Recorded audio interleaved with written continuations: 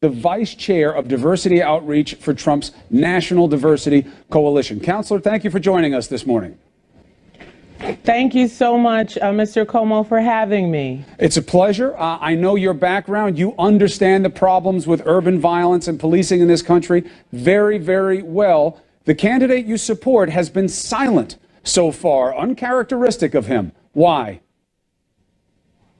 You know, what I would say to you is that we know that most police officers are law-abiding citizens. They get up, they go to work just like everybody else, you know, going out to make our communities safe. And then you have, of course, like in every profession, you have those bad apples that go out and they give us all of us a bad name. We have those few bad apples that give us all a bad name.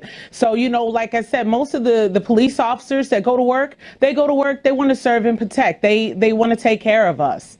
And so it's unfortunate that you have some officers, a small percentage that are not following the rules and following training. So how do you explain your candidate not sending that message out right now, not leading in a situation like this? He ordinarily has something to say when something happens. Does he believe that this is a problematic situation for him politically? Why is he quiet? I believe that Mr. Trump, like all Americans, are waiting to find out what the actual facts are. I mean, this is an investigation, and you know the police have to do their investigations, and talk to the officer and different things like that. So we definitely have to allow the police to do their investigation and get to the bottom of this. But I do know that good police officers all around the world, as well as this family, just want to make sure that there's going to be an honest investigation into what's happening. Obviously, Mr. Trump is making an effort to try to get more minority voters, specifically African-American voters, onto his side. Latest numbers have him at about 6%. Will it help him get black voters by saying falsely that the black community is in the worst shape ever, ever, ever? Is that going to get you black votes?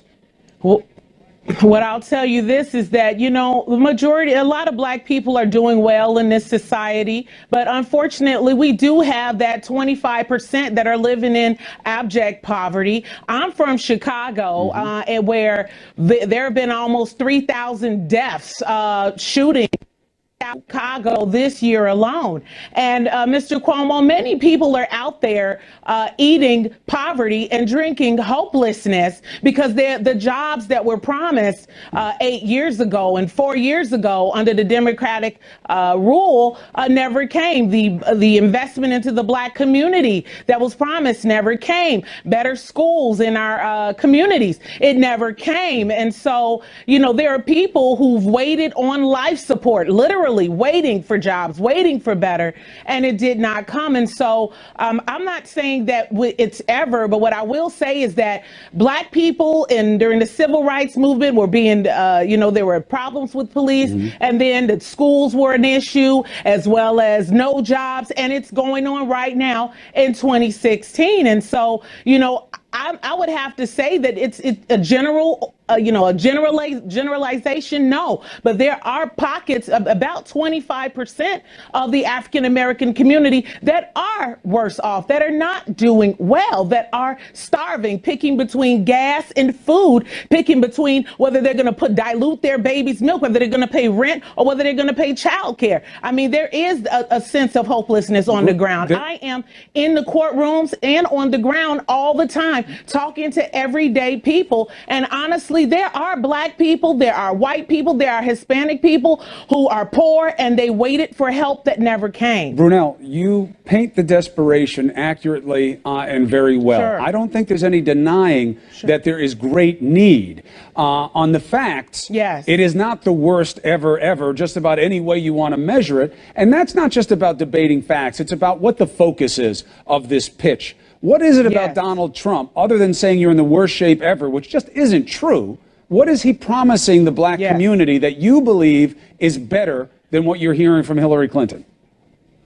Let me tell you something. Donald Trump is he's running for the presidency of the United States. That's the thing. We're making it a black thing, making it a white thing, making it a Hispanic thing. We have got to stop talking about it in terms of race and start thinking about it and talking about it in terms of America. We need jobs. We need better schools. We need investment in communities. We need that. And that is what he is offering. You have to remember, Donald Trump is the head of Trump Organization.